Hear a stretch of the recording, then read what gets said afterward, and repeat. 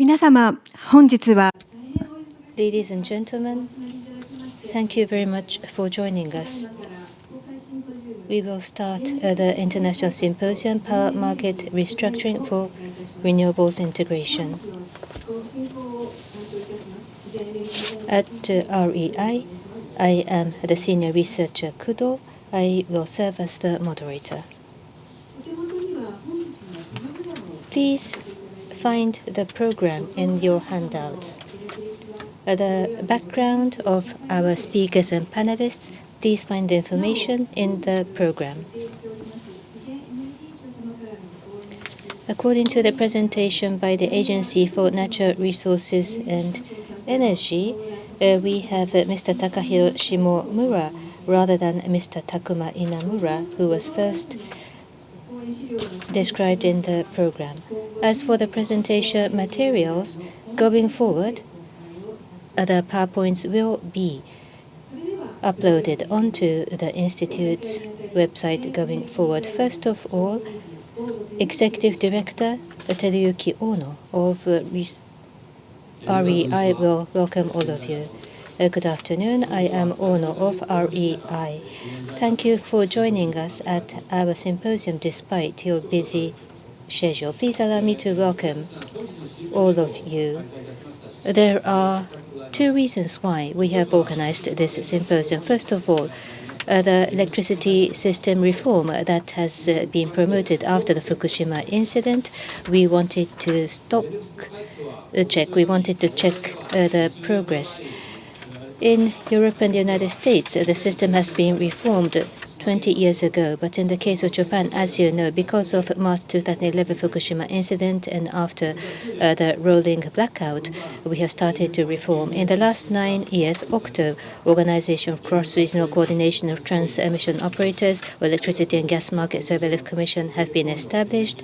A full liberalization of the retail market have been implemented. And finally, from April of this year, there will be the legal unbundling of transmission and distribution, which means we are at a turning point in terms of the series of electricity system reform. There is a guidance for this reform. The major direction was indicated according to the 2013 February report by the Expert Committee on Electricity System Reform. At the beginning of the system, I quote what it says, "So far, supply of stable power was provided by rate regulation and regional monopoly, but it is going to change to selection and competition by operators and users. This is the whole point of the electricity system reform." End of quote. Since last year at our institute, we have started to prepare the report to check the progress of the system reform, and we are going to check the situation.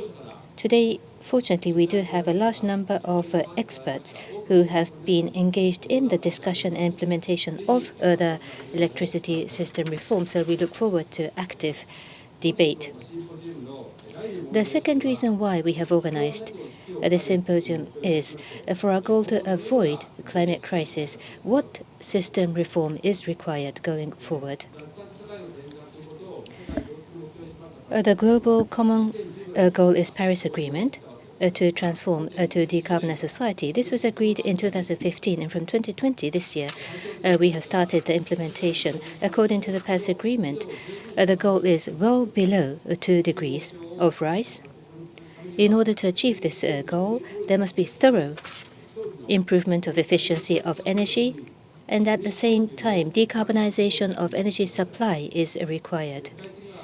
Across the world, to provide a power supply based on renewable energy, plus a quick phase-out from coal thermal is a major target. In the case of Japan, renewable is expanding. As for the central government, the goal is to make renewable the core power supply. But going forward, whether decarbonization is the clear goal in our country, there are some skepticism. And therefore, today, our keynote speaker was with the former IEA. He was with the IEA formerly, an energy analyst. We have Mr. Matthew Wittenstein. So with a view to achieving a Paris Agreement, we look forward to his presentation about how to integrate renewable energy to the grid. Once again, I thank all of you for your participation, for coming and joining us. I would like to conclude my brief remarks. Please do stay until the end of the program. Thank you.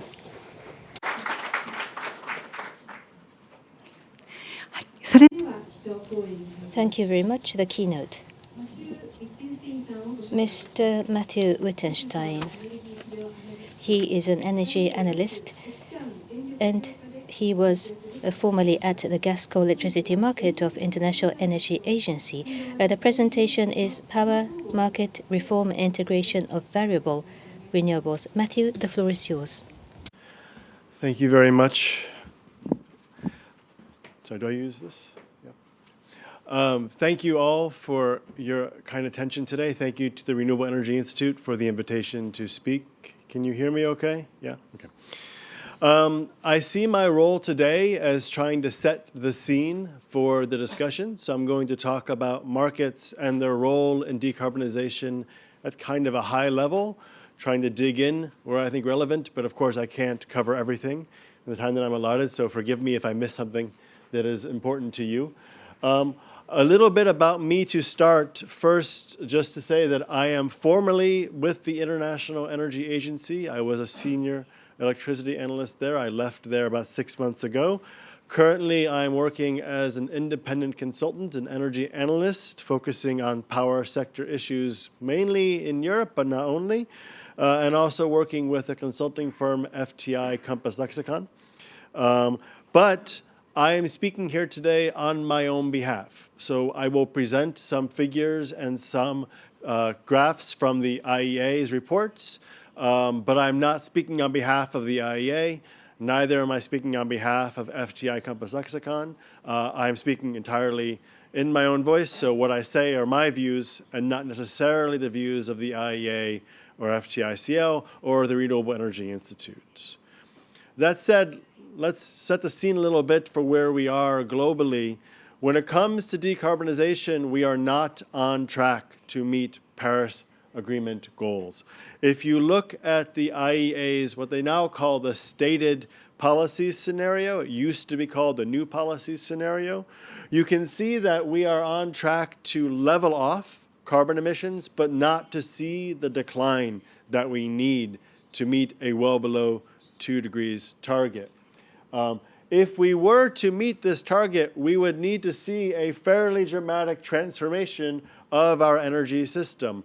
Not in the future, but today. We need to begin to peak emissions this year and see a rapid decline to 2040.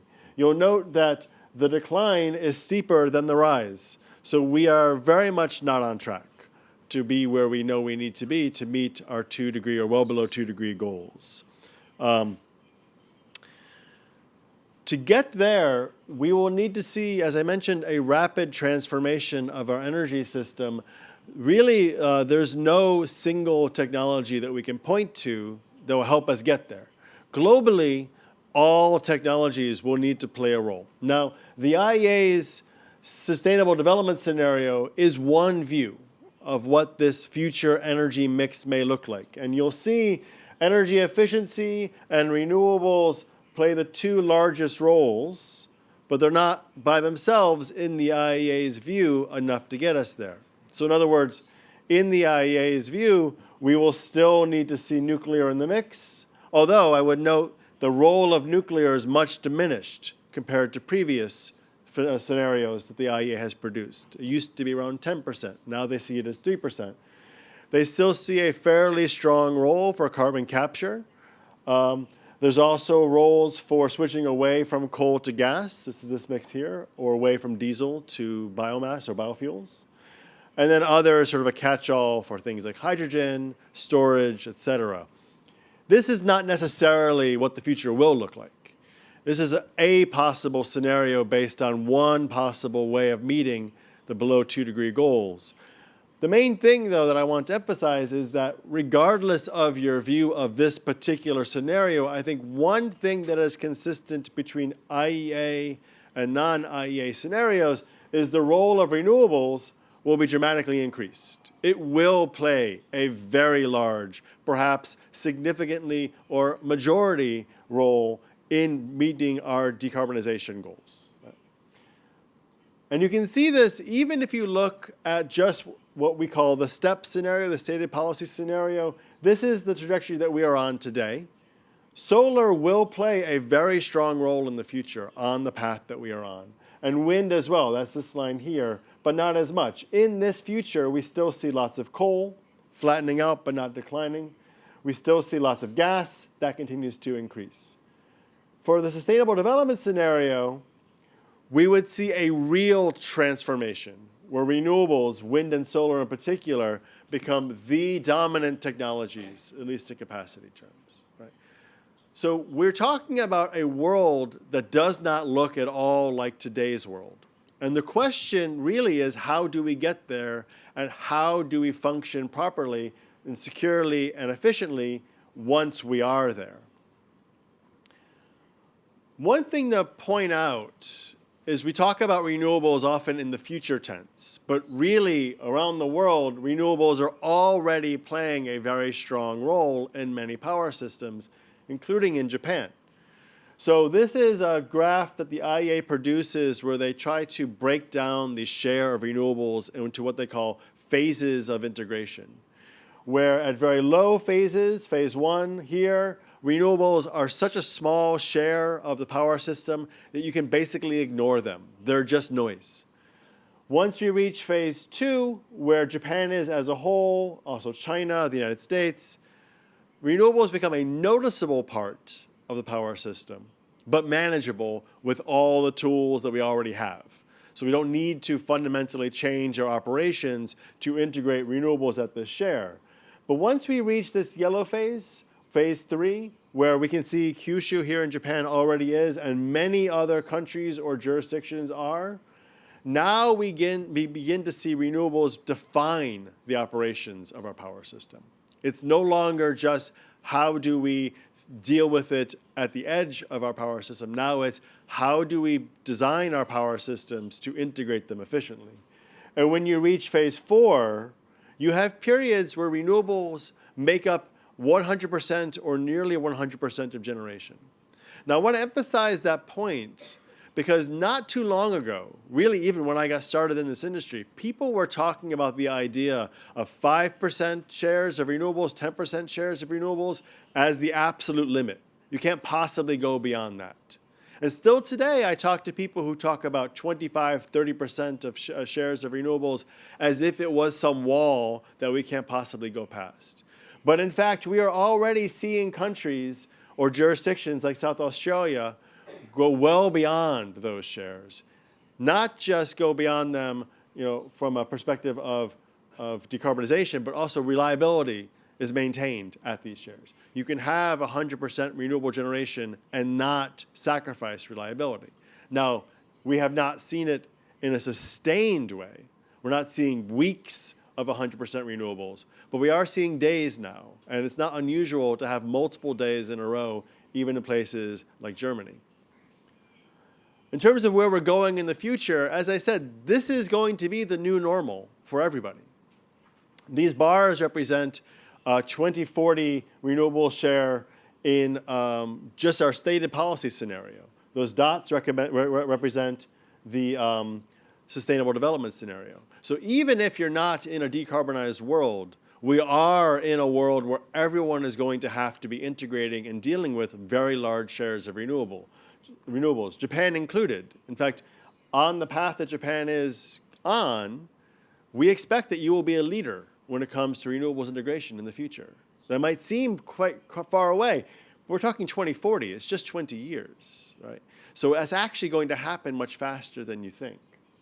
And if we all reach sustainable development goals, we will be at 80% shares of renewables everywhere. Right? So this was not going to be a question of how. This is going to be a question of what it actually looks like, because this is the path we're on. So what does the future look like? So I talk to some people who say the future is actually going to be more centralized. I've had many conversations with people recently who look at the restructuring of power markets and say, no, this is the wrong direction. We need to go back to a vertically integrated world. We need to go back to a world where we had a policymaker set a goal and one company do the deployment and integration, right? I also talk to people who say, no, no, no, it's the exact opposite. We need to go fully decentralized. We have so much potential with batteries. We have so much potential with solar. That's all we will ever need. Let's just forget about the big systems and focus on rooftop solar, batteries in your garages or basements, and now we've solved all of our problems. But in my view, both of these extremes are wrong. The future is not centralized, it's not distributed, it is all of the above. It is integrated.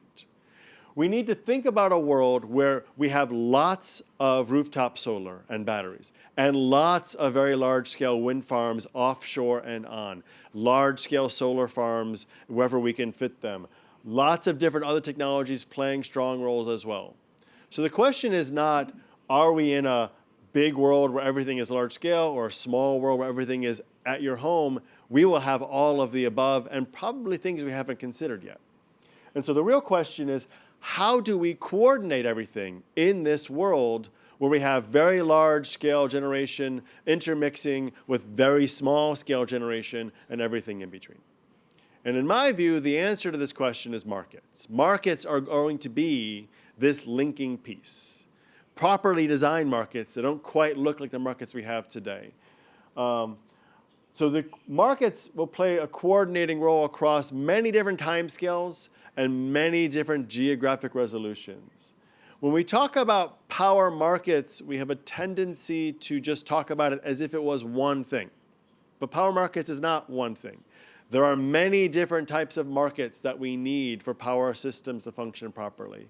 Probably more so even than we have today, but certainly at least what we have today. What you see here is a chart that came out of an IEA publication that I was involved with a few years ago called Repowering Markets, which was our first view of how markets may need to evolve. What we see is there's many different markets focused on some of the long-term issues, like ensuring there's long-term capacity and new capacity to meet demand. We also see many medium-term markets. These focus more on how generation should actually operate when it's needed, or plan to operate when it will be needed. And then we have the real-time markets, which say, this is what we need now. All of these markets interact with each other, right? And no single market can play every role. So we will never live in a world where we only have balancing markets and nothing else, just as we would never expect to see only long-term contracts and nothing else. So more and more, we're going to find ourselves having to ask the question, what does it mean to have both a balancing market and a capacity market? Things that seem very separate are actually going to be more integrated in the future. I'm not going to talk about all of these markets. That would be impossible in the time that I have. So I will talk really only about two. I will talk about how markets can support decarbonization. In my view, there are two main ways. One is by incentivizing new generation to come into the market at least cost. And here I want to focus on the use of auctions. Auctions are not always considered a market, but they really are a market mechanism. And I'll come back to what I mean by that later on. But they fit into the PPA and long-term contracts model of markets. And second, how do we enable the optimal use of low-carbon generation? And here I want to focus on wholesale markets. We can also have talked about balancing markets, but we begin to get into technical details I didn't want to go into in the short time that I have. But here, still, I think we can get into a lot of the relevant details about what matters in the long term. My slides from here on out will become very text-heavy. I'll try to stick to the text, but forgive me if I break away for certain things. Before I get to auctions, though, I wanted to talk about feed-in tariffs, because feed-in tariffs are the thing that got me thinking about why we need more auctions. So why did we bring in feed-in tariffs in the first place? We wanted to encourage more renewables investment, right? And historically, they've done a good job of that. These historically direct investment tools direct subsidies like feed-in tariffs have brought lots of renewables into power systems. This is from Germany. Germany, between 2000 and 2016, saw a remarkable increase in solar and wind deployment driven almost entirely by a very generous feed-in tariff system. But it came at a cost, a financial cost. They deployed nearly 100 gigawatts of solar and wind at a cost of around 125 billion euros, right? Which, if you had told Germany at the time this is what it was going to cost them, they would have never started the program in the first place. This is a very large amount of money for what ended up being deployed. Now, though, we reap the benefits, right? Now, the rest of us can see the results of low-cost solar, low-cost wind. We get to drive the benefits. Germany does not. They're still paying for this program. But now Germany has switched away, though, from this model to the auction model because they've learned an important lesson. And I'll come to what the lesson is in a minute. What we're trying to do now is we're trying to lower the cost of deployment. So with auctions, we've seen, and again, looking at Germany, the possibility of zero subsidy renewables, not in the future, but today. So Germany has held a number of auctions, and here I'm focusing on their auctions for offshore wind, right? In 2017, 2018, they held 2 auctions for around 1.5 gigawatts of offshore wind. And the auction was very simple. It was basically saying, all we want to know is how much of a subsidy you need to deliver the amount of generation we're asking for. That's it. You tell us what you need, and we'll pay lowest cost first, right? So whoever bids in lowest gets it first, and then you go all the way up to your full. Well, surprisingly, because this was a thing that no one actually thought was going to happen in these years, they had bids in both of these auctions where the amount of subsidy required was 0. So the investor is saying, we will compete in the market alone without any subsidy at all. The way it worked essentially was Germany said, let's not worry about price, let's worry about quantity. We want quantity to be predictable, and we'll see what we get, right? They used market forces to lower the cost of the investment. FITs, feed-in tariffs, use market forces to maximize deployment. Right? The goal there, they didn't think of it as this way, but this is what the goal ended up being. How fast can we push renewables into the system? Now, there may be an argument to continue to do that because we have a real challenge in front of us. The challenge we have in front of us is how quickly can we decarbonize our power systems, right? It may not be sufficient to just focus on a few auctions here and there because now what's happened is Germany has proven that auctions are successful and then have stopped holding auctions until 2021, 2022, right?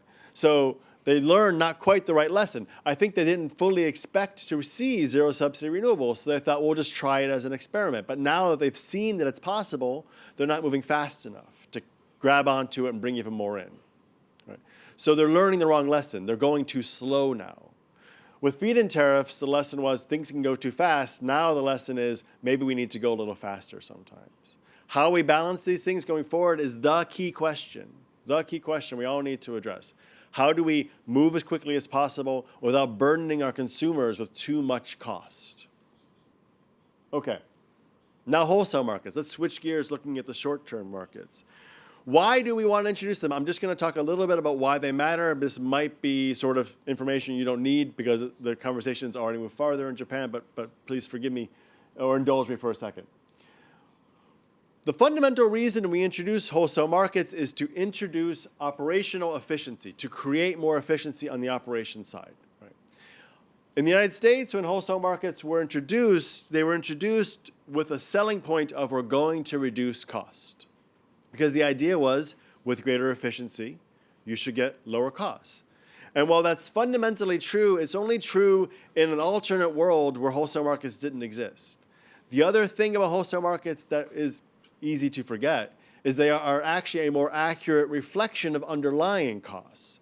So if your underlying cost structure changes, let's say, for example, what happened in the United States, your gas prices went up. Those costs will be reflected in the final prices. So what we're really trying to say is we wanted to break away from this world where regulated utilities control the investment environment because their incentives were towards high-cost investment. Why would I only spend a little bit of money and earn a small amount of return when I can spend more money and earn a higher return? Also, why would I take bets on innovative technologies? I know what's worked in the past. Let's keep building those, right? So demand response, oh, that's not interesting to me. It cuts into my demand and requires me to think differently about operations. Another coal plant, I know how that works. Let's build more of those. nuclear plants, let's build more of those, right? Instead, we need to think about how we can integrate more demand-side technologies, for example, energy efficiency. Wholesale markets have proven much better at taking in technologies or behavioral patterns on the demand side that regulated markets either ignored or actively discouraged. Okay. And this just sort of reiterates that point. They open up the market to a wider range of participants than regulated markets have traditionally allowed. That said, wholesale markets and renewables creates a new set of challenges and problems that we have to acknowledge. Even at very low shares, the impact of renewables can be seen on prices. And essentially, what happens is, it's hard to see, so I apologize for the quality of these charts. Renewables come in, so at the top we're seeing the supply curve of generation, from low cost to high cost. Renewables come in here, because even though they might be expensive to build, they are very cheap to operate. When the wind is blowing, your wind turbines spin, they generate electricity essentially for free. So they're going to be the ones you want to dispatch first. What happens then is they push the higher cost generation out of the supply curve, and you end up with the situation here where when demand stays the same but supply gets cheaper, your costs go down, right? This is good for consumers, assuming they can take advantage of those lower costs. This has been the challenge in Germany. There are too many fixed costs being put onto the tariff that the consumers pay. But it's bad if you're an incumbent generator, right? Because now suddenly my revenues have gone down. And this is problematic because it can happen faster than people expect. So this is what we call the merit order effect, where as the merit order changes, generation gets displaced. And what's happening in many jurisdictions is it's leading to earlier than expected exits of generation, especially carbon-intensive generation, often not only though. In the United States, where nuclear is generally forced to compete in the wholesale market, they've also been pushed out of the system, which is why you're ending up with states that are subsidizing nuclear now. Nuclear that we thought was already paid for now suddenly is too expensive to run. Coal plants as well.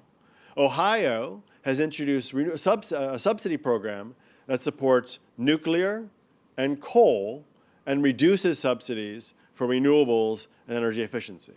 So the exact opposite direction from a subsidy perspective from where we want to go. And subsidizing coal now is basically paying for the past and avoiding the future. But I don't want to sugarcoat it and say that that's the only problem. Part of the problem is uncontrolled exits can lead either to actual stability, reliability problems, or at least the perception that there will come. And this is how you end up with the situation where we're going to subsidize old things to keep them in place because we're too scared about what's going to come to replace it. So we need to be cautious about the possibility of things happening too quickly, either because it can lead to technical problems or at least because it can lead to social and political problems, opposition to changes that we want to avoid. We want buy-in across the board or this transition will be harder than expected. There's another factor that we can't ignore, which is that variable renewables do not operate the same way as traditional generation. As the share rises, our power systems become more volatile. This is volatile both from a price perspective, so we would see more periods where prices will vary from high to low, and also from operational perspective. We'll see more periods where we need to quickly ramp up or ramp down generation that traditionally has been operated in what we call baseload or flat. The issue there is that without fully considering where our sources of flexibility will come from, we can easily find ourselves in a situation where there's too much renewable generation for the system to deal with, and so we end up curtailing it and wasting it. This is free generation that we end up not using. This is the situation that many jurisdictions have been in the past, and many still are today, to be frank. Curtailment is rising in California. This is a problem for a state that's actively trying to push more renewables into the system, but are already curtailing what they have. Right? So we need to very carefully consider how we can bring flexibility into the system at the same time to bring renewables into the system. And here I think markets play a really strong role. Markets send the price signal. I often point to an example in Texas. I'm not going to go through it now, but I do think the main lesson that has come out of Texas, which is a fully restructured wholesale market, energy only, no capacity market. I'll come back to that in a second, what I mean by that. Prices there vary rapidly. It can go very high or very low. And this has incentivized both investment in the right types of generation, more flexible generation, but also behavior, so we want to see. Coming into the market when you're needed and leaving the market very quickly when you're not. So they've been able to integrate a lot more renewables. They've also built out a lot of transmission as well. I don't want to ignore those aspects of the power system development, but those are beyond what I wanted to talk about today. Finally, what about reliability? Reliability is, I've already touched on it a number of times, it's a critical issue. One of my big fears, is that we will start to see more power system outages tied to renewables, either rightly or wrongly. The situation in South Australia, there was a blackout a few years ago, blamed on the wind turbines. Right? Wind turbines played a role. They did not do exactly what was needed at the time, but they were not the cause of the outage. Right? Nevertheless, they ended up taking a lot of the responsibility as far as the public was concerned. So they do, as I've said already, dramatically change the power system operations, but we have seen in many countries already, there is no fundamental tension between high shares of renewables and reliability. You can operate systems at high shares without sacrificing reliability. In fact, Denmark has the most reliable power system in Europe and also has the highest share of wind in Europe. These are not in opposition. These are not in tension. How do they do it? Basically, there's two ways. First, leverage every flexibility measure you have at your disposal. Sometimes that means creating new ones, but often you find you have a lot more than you thought in the first place. Ireland, for example, which is an island, has been very good at integrating large shares of wind by leveraging the flexibility of the rest of the generation fleet, more demand response, and every other tool the system operator has at its disposal. But second, make your power systems bigger, regional integration. Right? Denmark has been very successful because it is a small country but well integrated with its neighbors. It can export 100% of its power if it needs to, or import 100% of its needs if it needs to. It trusts its neighbors and uses its neighbors as essentially a battery. So when it has lots of excess wind, it can take advantage of the fact that it's integrated. And when it doesn't have enough, it can rely on its neighbors for power. In Japan, there's a lot more you can do just within the country. You can do a lot more integration between utilities. So I'm not advocating for going globally. Maybe down the road, but not today. Today, you should be focusing on how can you bring more wind down from the north and more solar up from the south and west. Right?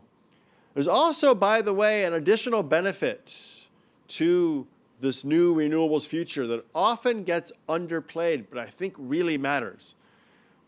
Even in a world with large-scale wind farms and large-scale solar farms, are more distributed than in the past, which means we're more resilient to unexpected events. Right?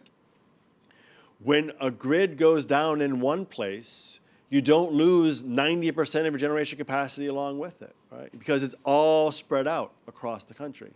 But these benefits only come when local generation is integrated into the larger grid, which goes back to the point I made earlier about it's not large or small, it is integrated. We need to think about how to bring our small generation units like rooftop solar into the larger system so they can provide the resilience benefits that right now they're not being able to provide. They're not being valued for.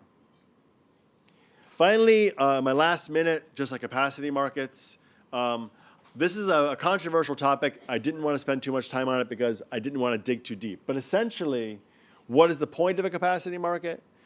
Many jurisdictions have reserve margin targets, which is to say we want to ensure that we have enough generation capacity available in case of need. So some percentage above peak demand. And we never want to go below that point. That's the key point here, is we want to make sure we have some kind of a floor where capacity is always available and never goes below there.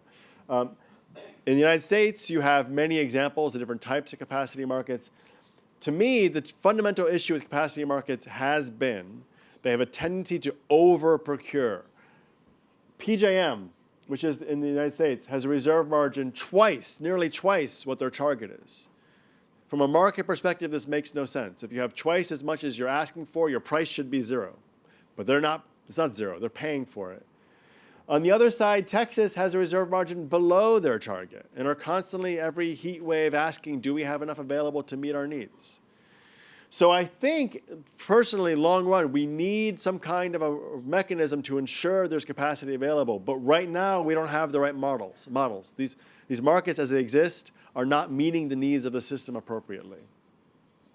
So I'm not here to answer the question of what it looks like. I'm out of time. So just a couple of final thoughts. We need to be willing, when we think about how markets should evolve, to also recognize that there is no known future. One of the ideas of markets is to let every decision maker come together to inform how the system will look, which means we can't overpromise about our future. We must be willing to be flexible. And policy matters too. We need policymakers in the mix as well to be providing the proper direction and tools there. I'm afraid I'm out of time, so I'll have to leave it there. I apologize for rushing at the end. Thank you for your kind attention. Please feel free to reach out if you have questions.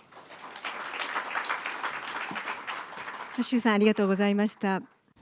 Thank you very much. That was Mr. Matthew Wittenstein. We now proceed to presentation. The first presentation will be given by Mr. Takahiro Shinomura, Director, Electricity Industry and Market Office, Agency for Natural Resources and Energy, Ministry of Economy, Trade and Industry.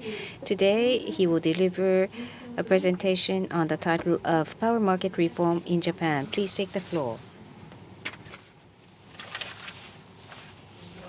Good afternoon, ladies and gentlemen. My name is Shimomura, Director of Electricity Industry and Market Office of the Agency for Natural Resources and Energy. As mentioned by Mr. Ono at the outset, I am to give you an overview of the reform of the energy system to draw a picture for the future. So, Matthew talked about the future, but I will retrospectively look back on the history and draw the optimum profile for Japan towards the future. In 2012, there was the reference to the report on the system reform, and after the publication of that report, I joined the Agency for Natural Resources and Energy, and I joined the new organization for the reform, and I was there for 2 years. And then I worked for the Electricity and Gas Surveillance Commission for 1 year, and then came back to the agency. So when system reform was underway, I was engaged in the project thinking about the future as we conducted discussions on the design of the system. So from such perspective, I'm going to deliver my following presentation.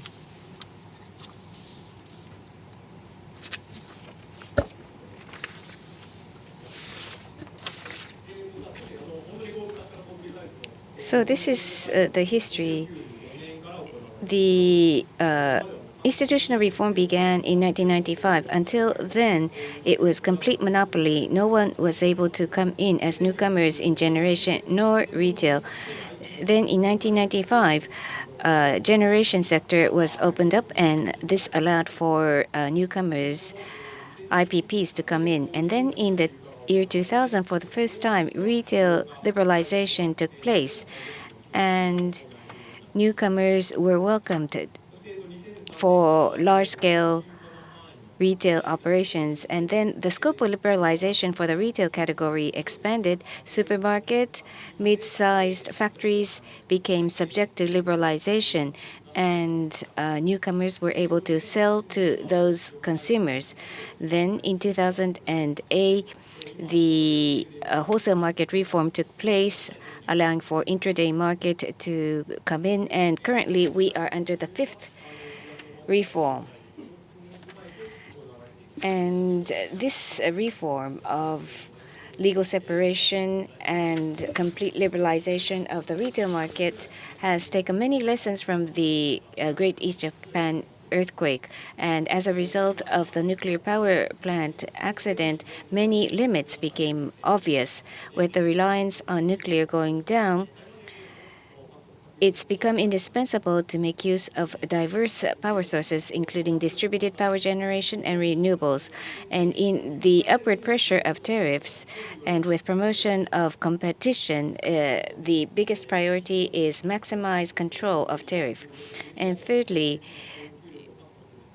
rather than regional division like Tokyo area and Chubu area, use of power plants at the national level through cross-regional interconnection becomes necessary.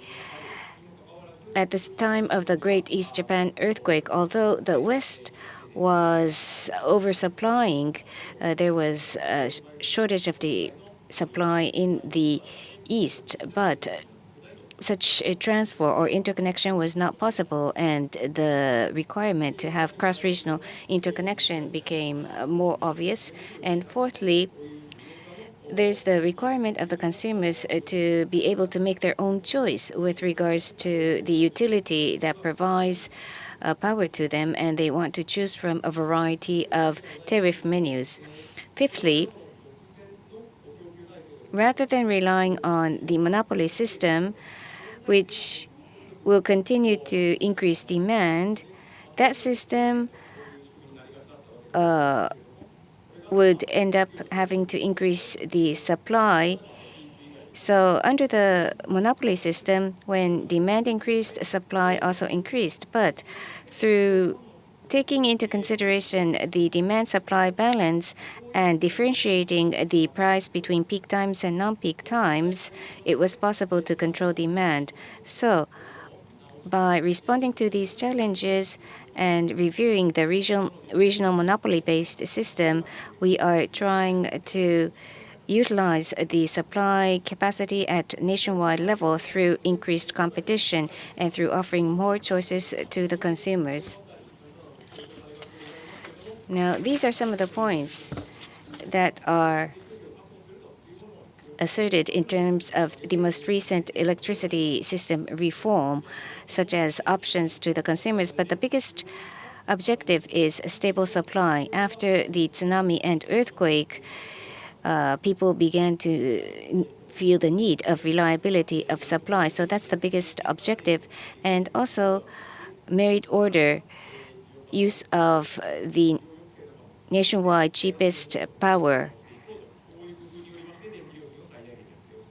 in order to control the power tariff through appropriate promotion of investment, and thirdly, offering more menus and options to consumers and allowing for entry from other sectors and other local regions for promotion of innovation. So these are the three major objectives. And in 2015, the OCCT was established, and 4 years ago, complete liberalization of retail took place 4 years ago. So all consumers now can choose their own utility company, and it's January. So in 2 months' time, unbundling will take place, and transmission and distribution operators will be completely separated. That's the stage we are in. Now, to what extent has the reform of the electricity system progressed? As of end of September last year, the low pressure category, including homes and shops, have switched. How much percent? Most recently, 11,410,000 shops and homes in the low voltage category already have switched. And 6.6 million consumers are now switching menus from the conventional power utilities. Conventional power utilities only offered the standard menu, but with liberalization, the utilities can now offer a more flexible menu, and that kind of switching is taking place.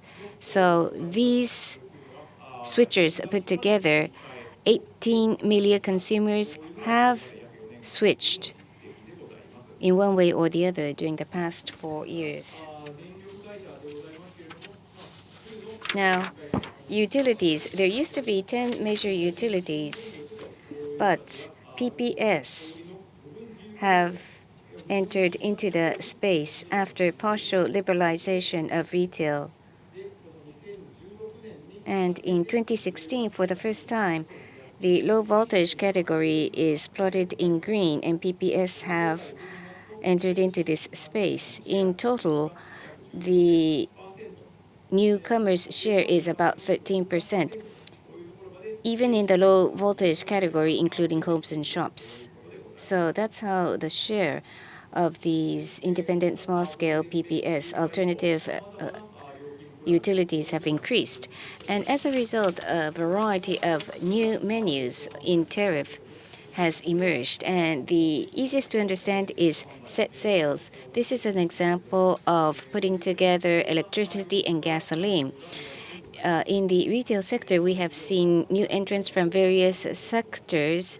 So in the case of gasoline suppliers, they package with gasoline, or telecom operators package power tariff with telecom fees.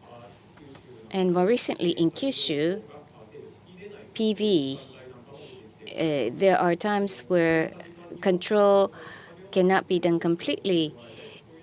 Then, for those time hours, some people pay to stop output. So during certain hours, power becomes free of charge. And these kind of menus are being offered through competition. In order to achieve higher level of decarbonization, Matthew pointed out the importance of markets. And with ingenuity by operators, they are setting up these very flexible and creative menus where power charges is significantly reduced, in some cases to zero, during certain hours.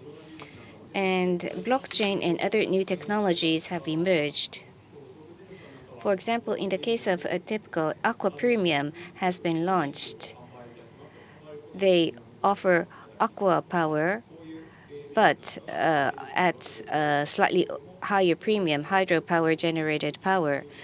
But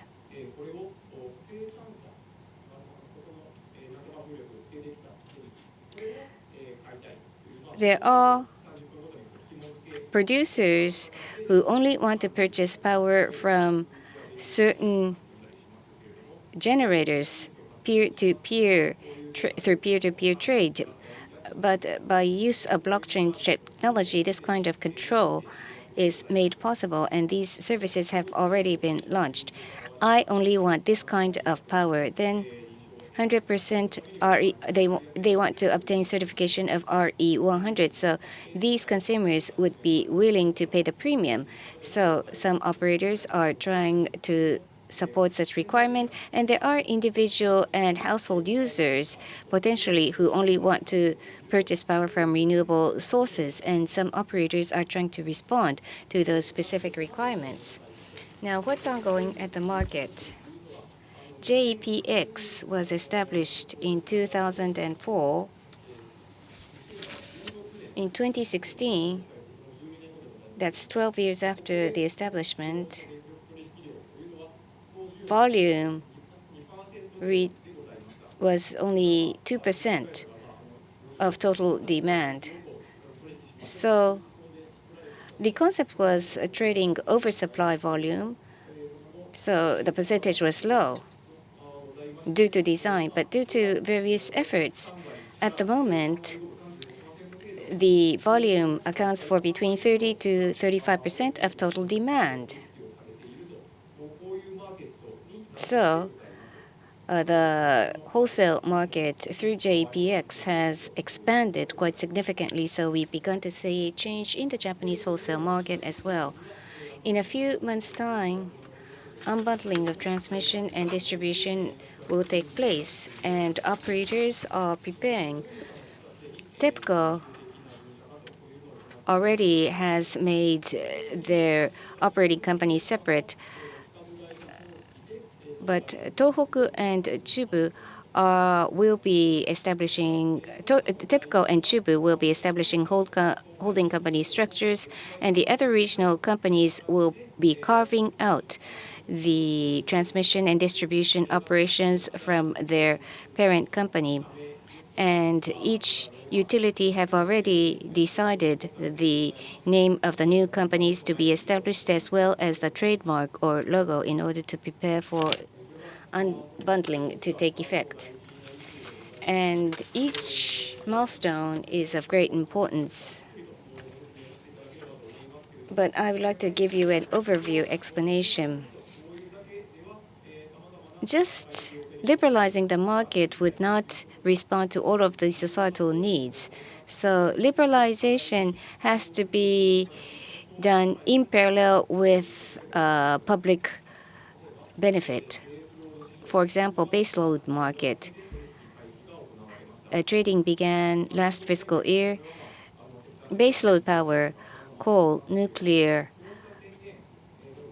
this kind of fuel can also. Is it possible for geothermal generators to provide baseload? It's not really possible.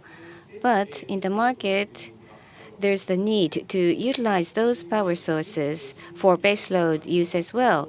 So we wanted to provide for a market where fair access is provided to new power utilities for baseload.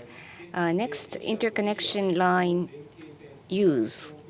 Cross-regional interconnection rules. Between Tokyo and Chubu, SC converter exists to coordinate the frequency. But first come, first served, first in, first out, based upon a booking system was the original system. But from fiscal 2018, for cross-regional power transaction, all of those trades are now done through the market. Therefore, as indicated here, in October 2018, this indirect auction was introduced. So in order for cross-regional trade of power to take place, the trade would have to go through the market. And that had led to increase in the volume traded through the market. The major objective was minimization of power cost. And in order to introduce merit order effect on a cross-regional basis, this has proven to be quite effective.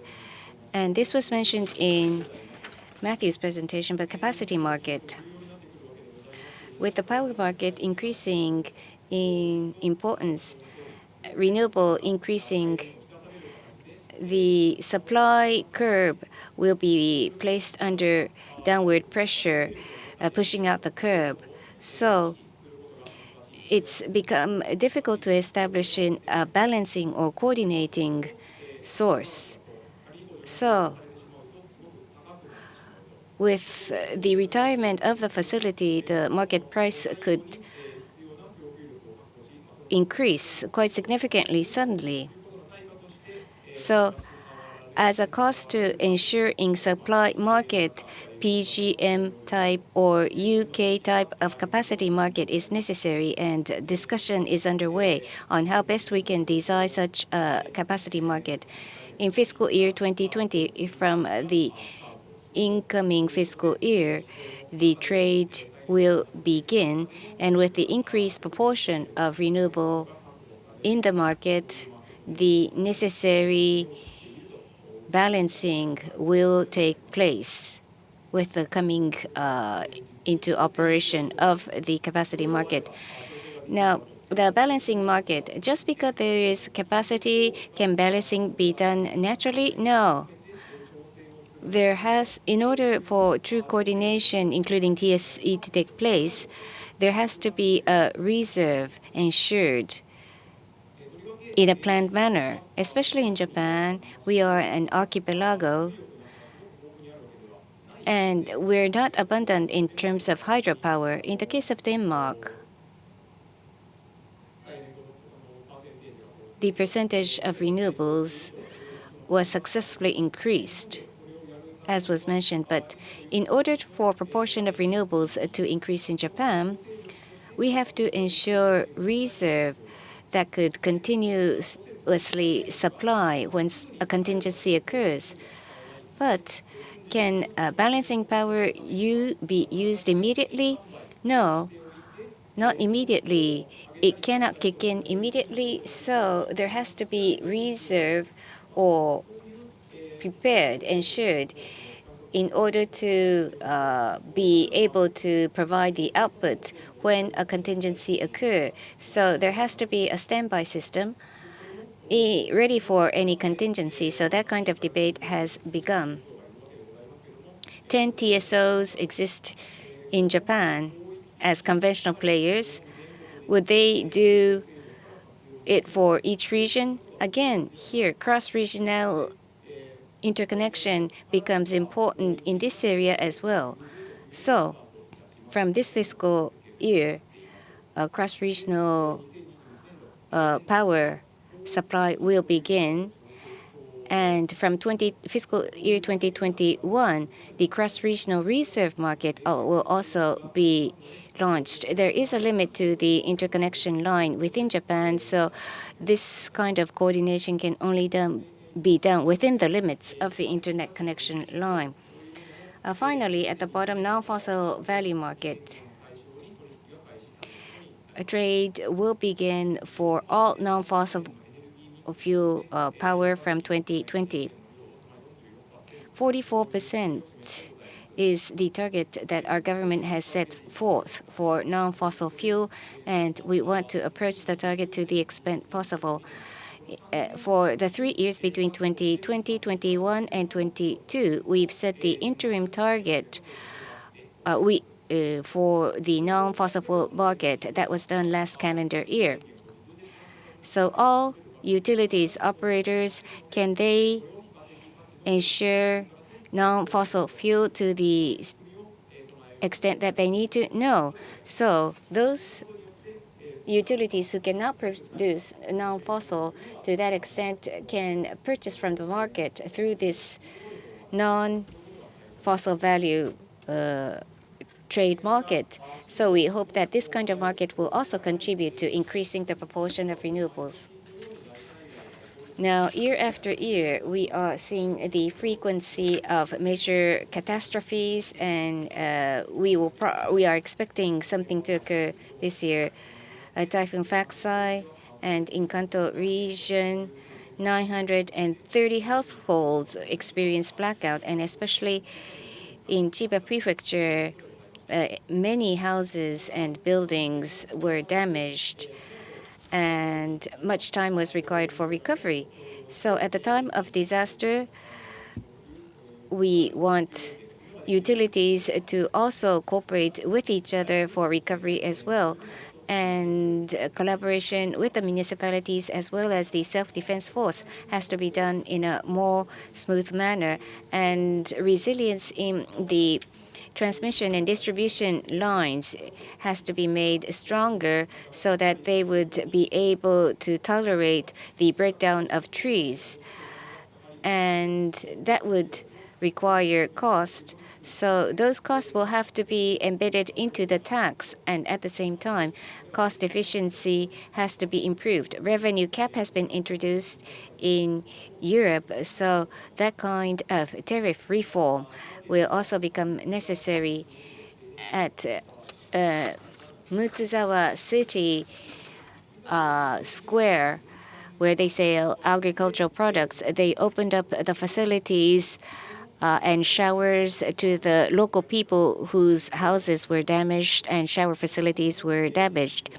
So those are some of the systems that have to be embedded into the electricity system to improve resilience. Fiscal year 2019, there are some operators whose FIT subsidies will be terminated. So in the future, with renewable becoming the main source in the power mix, we have to have a market in addition to fit, we need to have a market where there could be more trade of renewable energy sourced power in the market. Now, these are steps that will become very important for the future as well. If I could spend some time to explain this diagram. On nationwide basis, what do we need to think about? Energy switching, mindful of the Paris Agreement, resilience, increase, decarbonization, and new technology, including digitalized technology, to be introduced.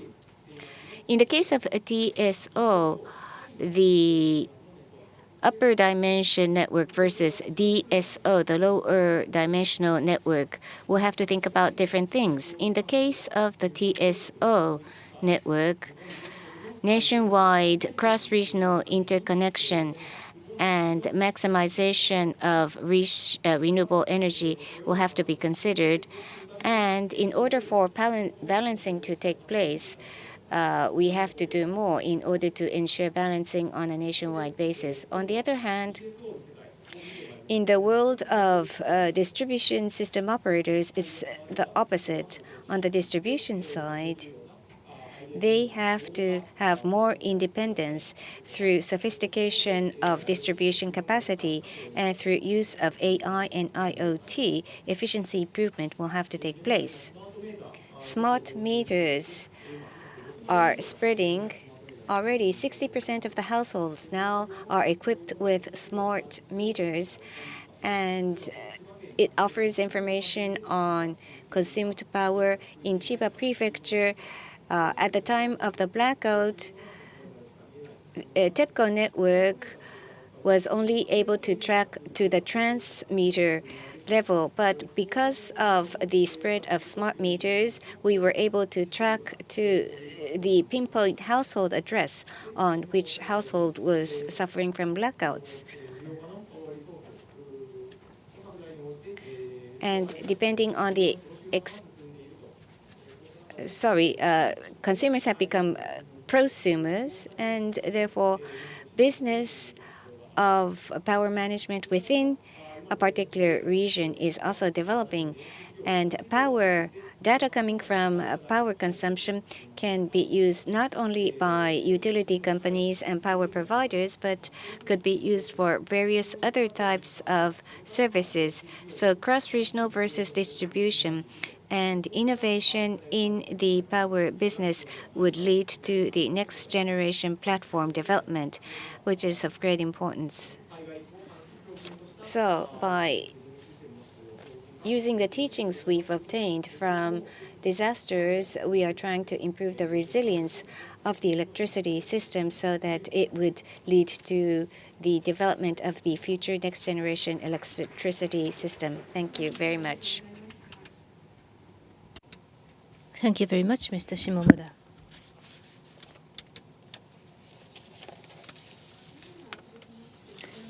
The next presentation from Renewable Energy Institute, Director Mika Obayashi. The title is Proposal for Market Reform in Japan.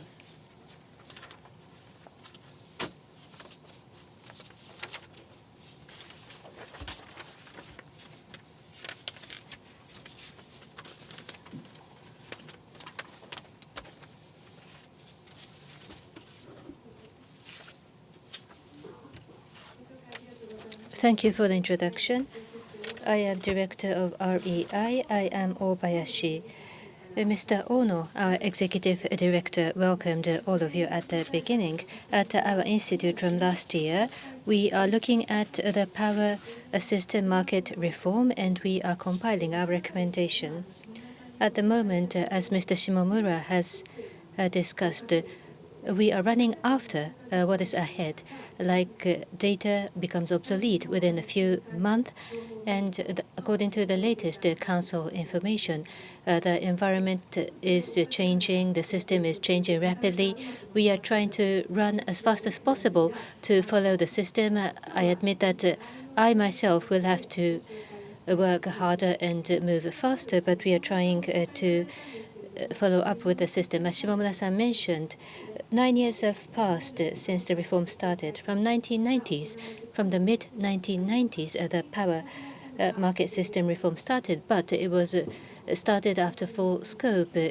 After March 11, the Fukushima incident, there was a strong sense of crisis that the market and the system in Japan have to be reformed, and full-scale discussion started. By 2015, OCCTO, Octo Organization for Cross-Regional Coordination, was started, not with the gas, but after that, the Electricity and Gas Market Surveillance Commission was established, and there was the full liberalization of retail from this year, April. There will be the unbundling, legal unbundling of the transmission and the distribution. As Mr. Shimomura mentioned, capacity market, baseload market, non-fossil value market. And although he did not talk about this, about the renewable energy, about the basic tariff for the generators, this is the area where there is a hot debate at this moment, and the access charge, the tolling charge, that was decided in 2016 to be introduced from April. And there will be the charges for decommissioning of the nuclear reactors. There are multiple parallel changes and movements. How these changes are going to impact the introduction of renewable energies. This is what REI, our institute, is studying. This is the timeline. Indeed, it is 3 stages: 2015, 2016, 2020, the legal unbundling. This is the movement. So at least the system will be reformed, but this is not a completion, not the perfect end. This is only the start of perfecting the system. The market has to be followed, and more detailed market design will be required. So the latest situation of renewables will be checked. This is a change since 2010. Renewables, hydro, accounted for the largest amount in Japan, 9.5% in 2010. Now it is close to 17%. Rapid increase of renewables in Japan. Look at the left-hand side. From 2010 through 2018, this is the difference in the renewables. The green line is rising, and the nuclear energy. There is no generation. There were 54 reactors, and now there is only 9. So there is a sudden dip in the nuclear. And coal. Coal, it looks as if it has grown rapidly, but compared to LNG, not such an increase with coal. On the right-hand side, please. And the total is now a negative, which means the energy efficiency has been promoted. We are needing less energy, which is good. So these are some of the significant transformations occurring in Japan. Under this background, we are trying to reform the electricity market to introduce competition. The large incumbents who had their monopoly, it is going to be a very difficult situation. And this is about the solar, the rapid expansion. By the end of 2 years ago, it was already 55.5 gigawatt. It depends on the calculation, but by 2018, 55.5 gigawatt. This is the generally used number, and it went beyond 60 giga at the end of 2019, which is a very rapid increase. With the expansion of solar, the market will be impacted. Market has to change. And this is fiscal 2018. We are still in fiscal 2019, so in fiscal 2018, and this is renewable, so 1.6%.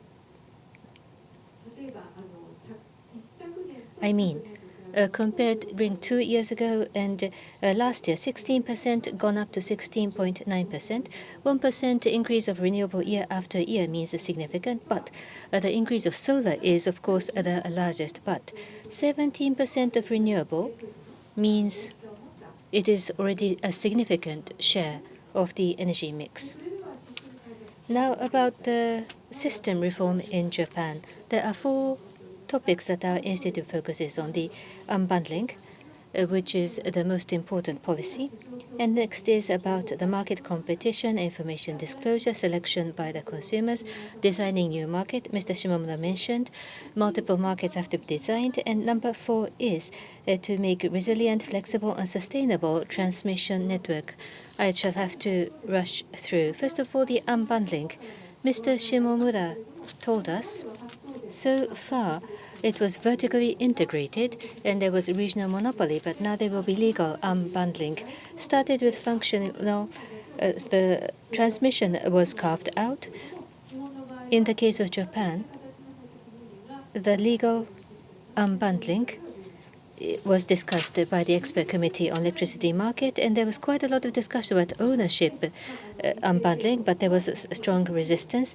So it was decided it would be a legal unbundling rather than ownership unbundling. But then, as Mr. Shimomura just mentioned, the form of legal unbundling, will the transmission really be separately independent and will be operated fairly? That is going to be the difficulty, because there are the former incumbent like Tokyo Electricity and the Chubu. They have a holding and they have subsidiaries including generation, transmission, and retail. And the other large incumbents, the parent will be the generator and the distributor, and the transmission operator will be the subsidiary. And therefore, there is a concern whether legal unbundling will really be fair. I have a concern, so we shall have to scrutinize this unbundling. I will come back to this point later, but about the ownership unbundling, we should not forget about this. We should continue effort. Yes, a functional unbundling is meaningful, but whether legal unbundling creates a fair, independent market, if that is successful, then why not unbundle the ownership? Because in Europe, they are moving to ownership unbundling. Why not? So we shall have to continue the effort. After the legal unbundling of this year, the Surveillance Commission will check the degree of liberalization, and if the liberalization is not sufficient, we recommend that there must be ownership unbundling. And number two, to integrate the transmission operators. As Mr. Shimomura mentioned, if there are multiple different markets, is that efficient or not? In the case of transmission, in the case of Japan, it is difficult to integrate variables in Japan on a wide area basis. So there must be integration of the multiple, large number of different transmission operators in our country. At our institute, we are looking at the behavioral regulations in our recommendations. And next is about the market competition, information disclosure, the choice by the consumers. It depends on how you calculate the numbers. But apart from the 100% subsidiaries of the large incumbents, at the end of last year, this is the data by the Council. This is as of September last year, and the PPS share was 13.6, special high voltage 3.9, high voltage 18.1, low voltage 16.4.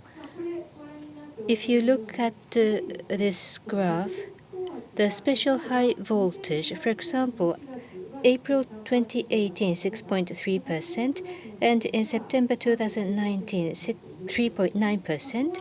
So the special high voltage, the share was rising, but it is now shrinking.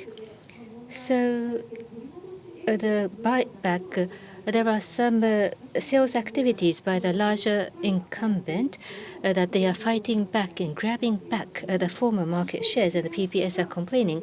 But the lower voltage, the PPS share is rapidly expanding. What was 8.6 in 2018 now has rapidly expanded to 16.4%, so a rapid increase. But after all, the large demand is the high voltage and the special high voltage. It is important that PPS expand the shares in the high voltage. So this is discussed at the JEPX. Using the switching information, the larger incumbent are trying to sort of dump the utility prices to grab back their market share.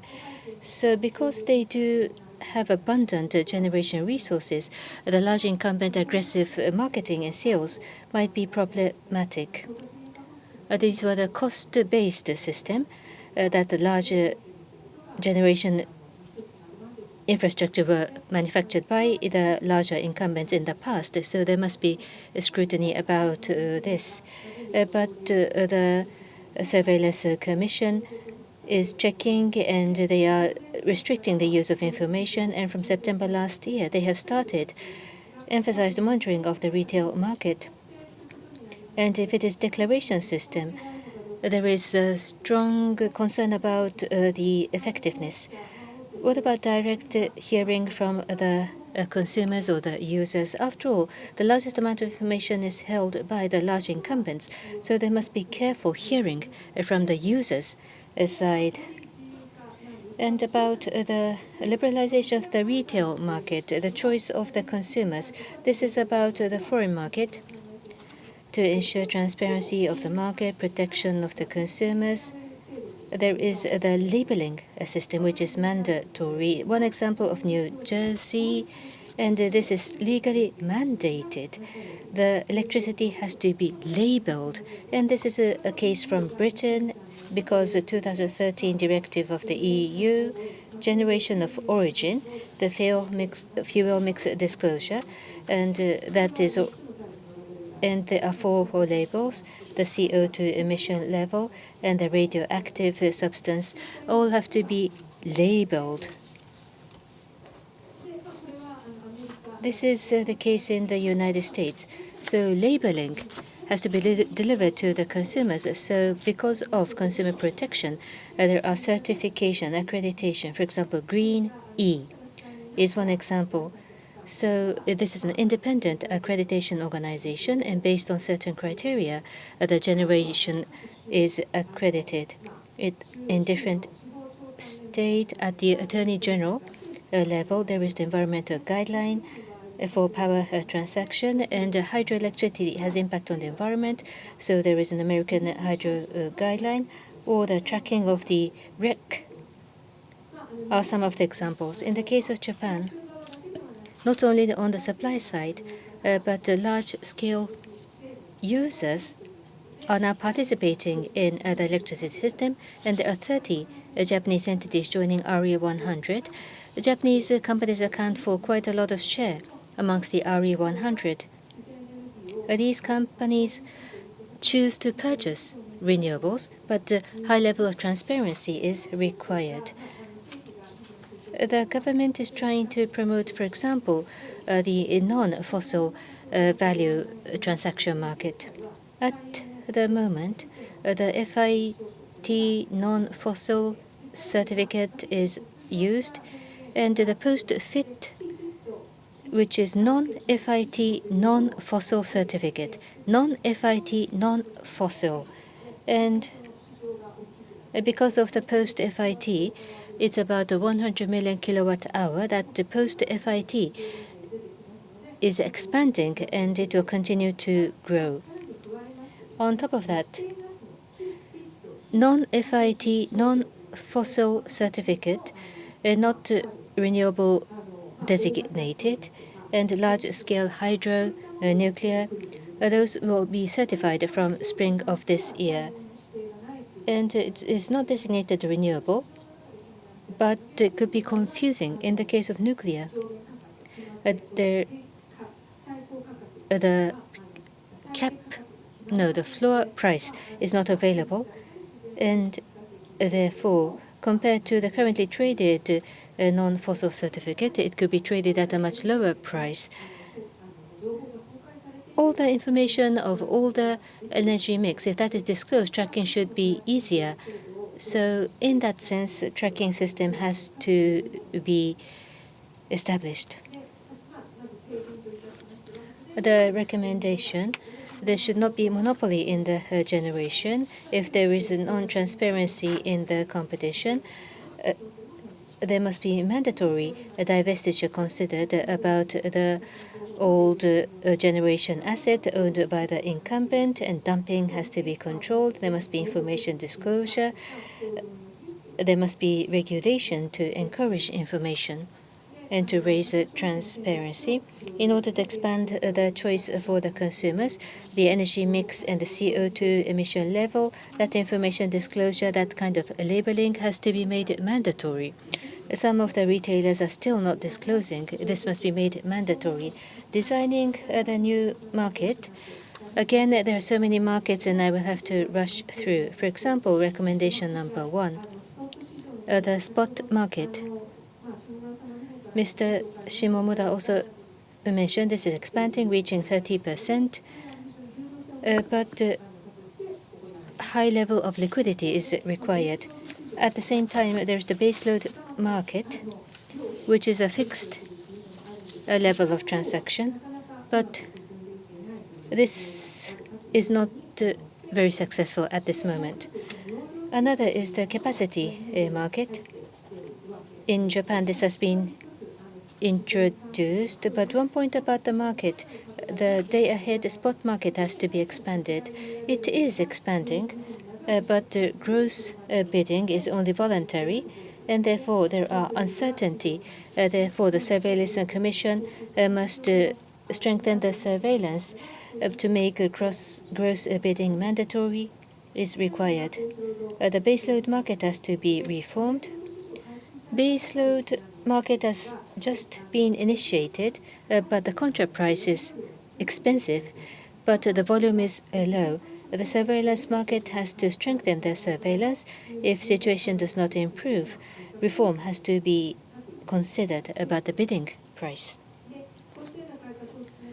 So despite these efforts, if competition is not promoted in the generation, if the market function is not sufficient, then to divest the generation operators that has been done in Europe and the United States, or the separation of distribution and the distribution or the sales, that have to be considered.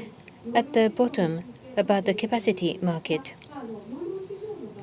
In the case of a capacity market, one issue is non-FIT all power mix will be covered if the coal thermal that have been depreciated already, it could serve as subsidies even for such fossil fuel generations, and therefore design has to be consistent that promotes decarbonization. And therefore CO2 emission regulation has to be included in the capacity mechanism. Plus, there must be flexibility that facilitates the deployment of variable renewables. Finally, sustainable and flexible transmission network.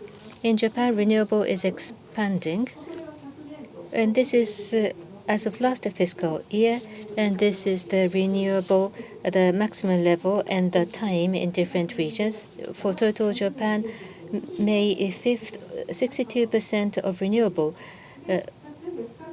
And in the case of Tohoku, where the renewable was 86%, and Chugoku 77%, and Shikoku they have more than 100%, and Kyushu renewable is 96%. So already a large amount of renewable is supplied in Japan.